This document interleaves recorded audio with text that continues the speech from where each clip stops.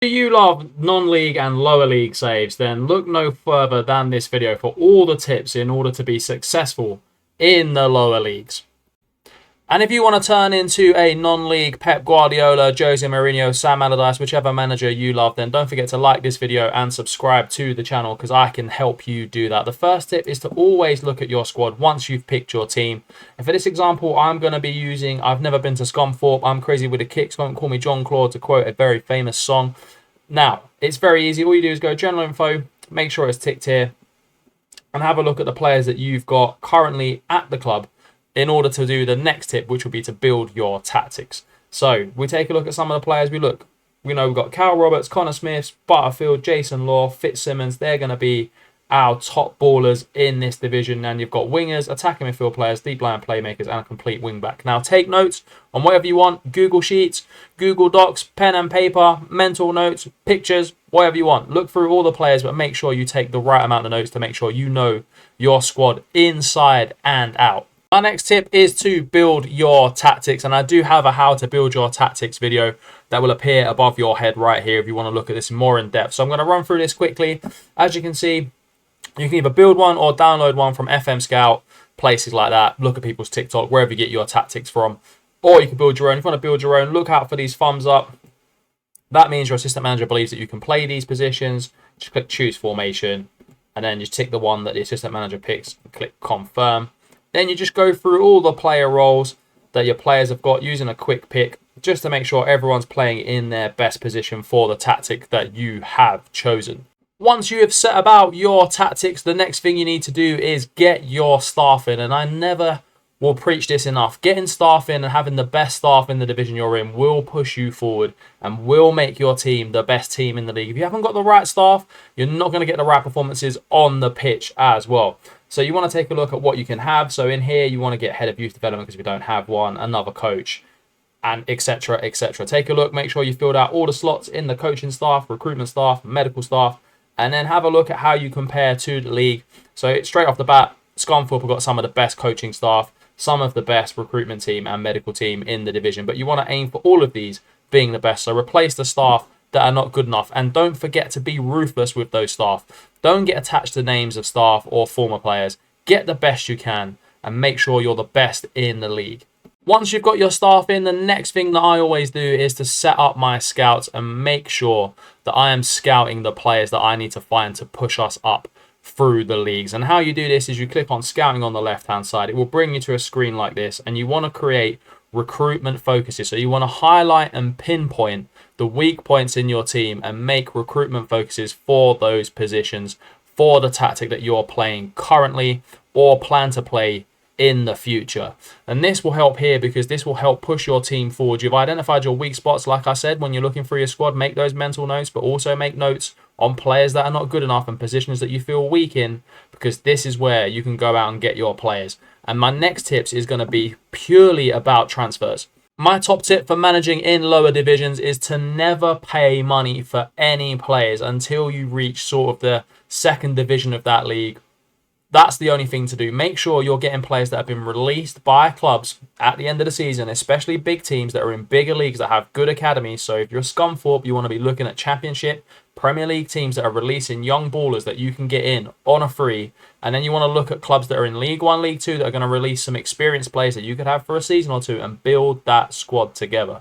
But the important thing is loan players in. Loan players that you know are going to be good for your squad, that you've identified that you've got a weak point, and make sure you search for loan players. It's really simple. You click on quick search, quick loan listed, and it will give you all the players that are interested in coming into loan to your club. Make sure you scout them, make sure they're of the position that you need to drive your club forward, and always make sure you're not spending money at lower league level because finances are so important at this level. If you get into the minuses and you start decreasing it, your wage budget's going to decrease, you're going to get docked points, you're going to lose your players because you can't renew their contracts, and madness is going to ensue. But if you follow my tips, you're going to build a club to being a £1 billion club. One way you can ensure of getting ballers in free loans is having a senior affiliate, and all you have to do is make sure you pester the board right here. So you click on Club Vision, you go over to the left hand side, you look at make board requests. And networking, you want a senior affiliate. You want to request this as much as you can. Keep going until the board say yes, because you'll get a club in a higher division than you, and they'll be willing to loan 5 young players to your club at any time. Each league will have different requirements for how many players you can have on loan, but using Scunthorpe as an example, you can have 5. In other leagues, that will differ, but use the same method, because you're going to get players on a free, no wage for these players, and you're going to get good quality players in, good youth quality players that will develop and will become some of the best players at your club. Finances are very important in Football Manager. Like I said, you do not want to run them out, and you do not want to be in the red on Football Manager, because you can get points deductions, you won't be able to sign players, as I've mentioned. So the ways to keep these finances going are to have that senior affiliate, because they're going to pay you 40-50 grand a year, which is a lot at non-league level, and it's even a fairly decent chunk in League 2, to be honest, or in as you grow up through the leagues. Obviously, apply these tips to other leagues as well. But for Scunthorpe, using them as an example, they are currently a good balance, but you want to make sure you're in that wage budget, so you don't go over this wage budget here. 25k a week is fairly good at this level. You basically want to keep it that way. You don't want to be pushing it out into 30 grand, so try and push for promotion. If that doesn't work, you're going to be in hella trouble. You're not going to be able to renew your best players. You're not going to be able to sign anyone, and that's where those loan players become so important, because in this non-league and lower leagues, you need bodies and you need good players. And having that senior affiliate that will send you 5 loans, give you money, it's free money and free players. It helps build the finances. The finances will increase as you go up through the leagues as well. As you get promoted, you get TV money, you get money for finishing in higher positions as well. So use that to move on to my next point, which is reinvesting in your facilities. Make sure at any opportunity you can, you're asking the board to upgrade your training facilities and your youth facilities. Training and youth facilities are so important in lower league success, because you want to have the best training facilities you can to get the best out of the current players that you've got and develop young players that you've brought in on a free that have been academy ballers and not made the step up to professional, but they're at your club. The more you develop them, the more money you will get for them, and that builds your finances, and then you're able to reinvest that money back into your club, back into the facilities, and then you're going to start producing young players from your own academy that are going to be sold to bigger and better clubs for good money. So this is all about making money, reinvesting the money that you make from player sales into your facilities, and then bringing players in on a free or as cheap as you possibly can. You want to think Harry Redknapp in his prime, pulling up in his Range Rover, rolling down the window and getting a player for £3.50 when they're worth 25 million. That kind of mentality is what you want at a lower league level. Training is super important at lower league level. Now, at some clubs, you're gonna be semi-pro or even amateur, so you're not gonna be able to implement too much training. But where you can, you want to implement the best training regime that you can give to your players, and whether that's the general training or the players' individual training. Now, when it comes to players' individual training, you want to be training them in the role that you're going to be playing them in. So if they're playing as an advanced forward, you want to train them as an advanced forward. It helps. And then you want to take a look at their stats. And again, this is where I said take notes of the players that you've got. If you say you've got a striker that's got finishing is maybe quite low or composure is quite low, you want to put them on an individual training regime for those things. So I'm going to use Alfie Bestine here as an example. How you do that is you right click on them, you go to training. You want to play them in the role that they play in, so choose one of the roles from here. And then you want to look at the additional focus as well, and you want to train them in that additional focus. So it might be that they're not very good at aerial stuff, so you train them in aerial, so they're quite, their heading's not very good.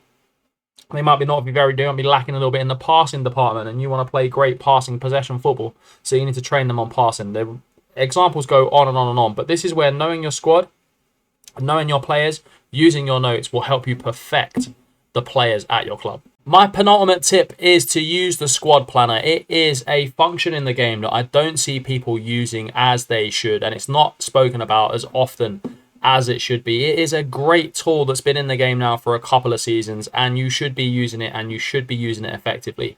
What you want to do is first take a look at your experience matrix.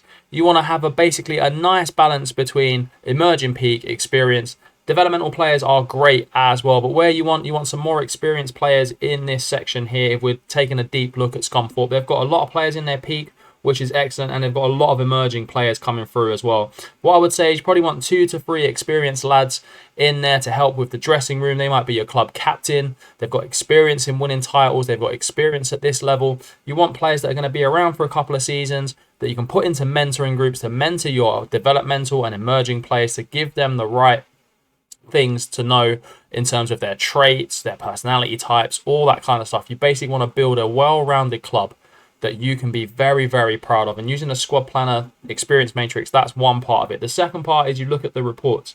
You can look at the comparison report. So in here, you've got all of the stuff that you need to compare your players at the club currently to the league standard. So I'm just going to use goalkeepers as an example, and make sure when you're doing goalkeepers, don't compare goalkeepers to strikers, because it's illogical. It doesn't make any sense. But you can see here in the Vanarama National League, we've got great aerial and great kicking, but we do lack in the reflexes department. So that should give you an indication of, okay, we need a goalkeeper with better reflexes, or I need to train my goalkeeper in reflexes so we can push that up and be a better goalkeeper at this level. Use full advantage of this. Go through each goalkeepers, defenders, midfielders, strikers. Look at your physicals, mentals, and technicals as well. Make notes, apply that to your training, and really push your club forward. The last thing I would say is take a look at your assistance report as well. This is very important to look at the facts of your club against the league, your strengths and your weaknesses. Work on those weaknesses. Bring players in that make that weakness a strength. So, for example, acceleration for Scunthorpe is a big weakness. Now, acceleration is great, especially when you're moving up through the levels. You don't want to play, if you want to play fast, Gegenpress type football, you need acceleration. You need quick wingers. You need players that can press. And currently, you can't do that, so you need to look for players that have acceleration. That forms part of your scouting network and part of the stat that you look for when you're scouting players for the club. My last tip is to have a long-term vision when you start this save. So when you're starting a save in the lower leagues, what is your long-term vision? Is it forming part of a journeyman save? Do you just want to bounce around from club to club? That's fine. But do you want to take this club to the Premier League, to Champions Leagues? What's the aim of your save? Without an aim, you're just going to be wandering aimlessly through the save, not knowing what to do.